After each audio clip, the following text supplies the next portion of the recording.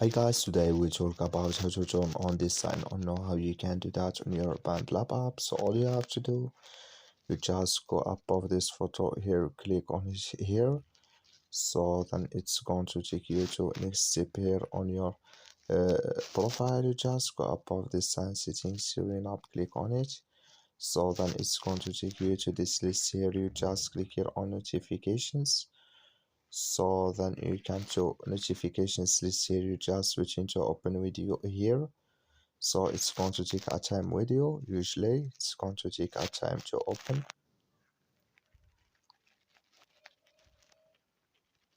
So just switching to open with us here.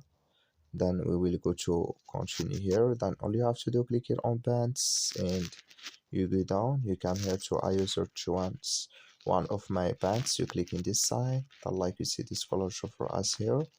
And can you turn on it for email too? So that like you see now, turn on. Now that's all. Thank you for watching. Don't forget to support us by liking.